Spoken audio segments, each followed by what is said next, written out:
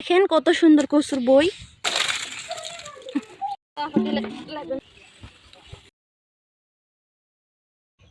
আসসালামু আলাইকুম, আশা করি সবাই ভালো আছেন। আজকে আমরা ভিটাতে আসছি জুংলা কচু উঠানোর জন্য। এই যে দেখেন কত সুন্দর জুংলা কচু হয়ে আছে, আজকে আমরা এগুলা উঠাবো। এই যে এগুলা বলে কচুর বই, এগুলা তুলা নিয়ে যায় মাছ দিয়ে ঘাটি করা হবে। বিসমিল্লাহ।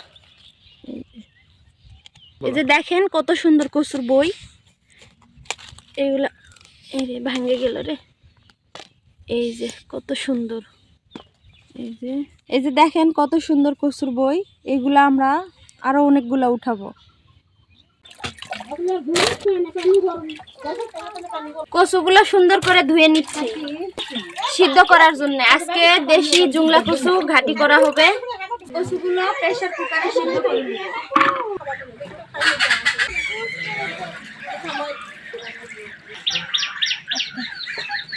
কচু সিদ্ধ করে ঘাটি করব সিলভারের মাছ দিয়া। জুংলা কচু সিদ্ধ করা শেষ, এই যে এখন ফেলে নিব।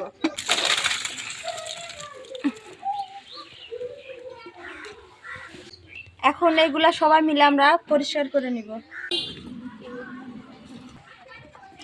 কচুগুলো সুন্দরভাবে পরিষ্কার করে নিতে হবে।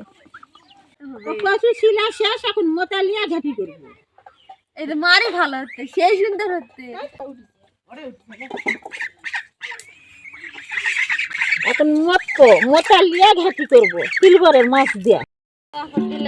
লাগবে না। পেঁয়াজ, কাঁচামরিচ, মাছ কষানোর জন্য এগুলা দিয়ে নিচ্ছি। গুঁড়া মরিচ, লবণ দিয়ে নিলাম, সয়াবিন তেল,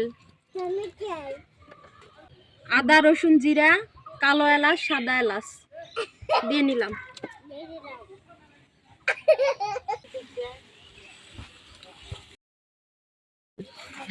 মশলা কষানোর জন্য পানি দিয়ে নিলাম।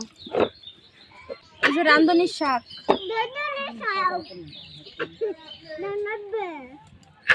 এখন দাদু আসছে, দরজা খোলা যাও। ঢাকনা দিয়ে ঢেকে দিলাম। মাছ কষাতে 15-20 মিনিট সময় লাগবে। এটা হলো সুকাই পাতা, ঘাটি হওয়ার আগে দিতে হয়। সুকাই এটা দিলে অনেক টেস্টি হয়, আর হচ্ছিল গলা ধরার ভয় না থাকে।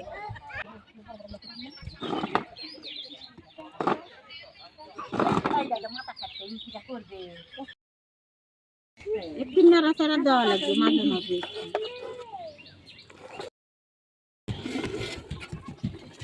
মাছগুলো তুলে নিচ্ছি কাটা আলাদা করার জন্য।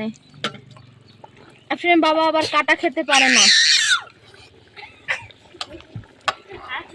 মাছ সিদ্ধ হয়েছে? হ্যাঁ, মাছ সিদ্ধ হয়ে গেছে।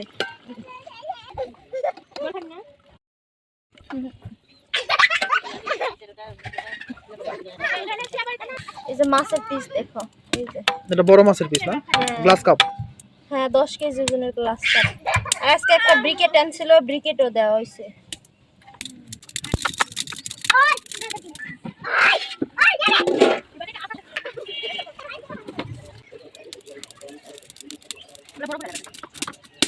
পড়ে গেল। মাছের কাটা বাসা শেষ, এবার ঢেলে দিলাম।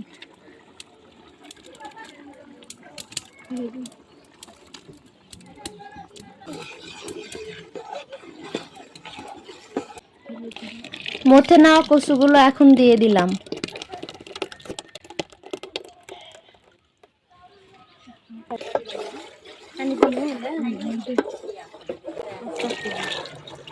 পরিমাণ মতো পানি দিয়ে দিলাম।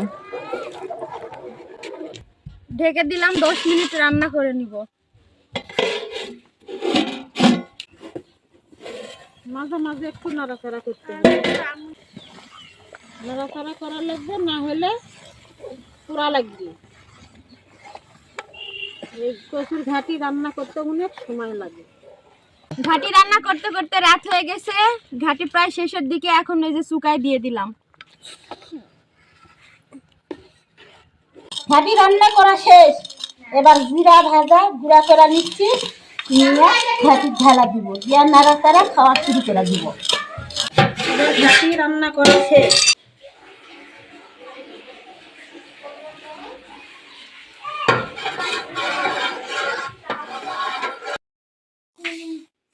খাও ঘাটি খাও, মজা হয়েছে।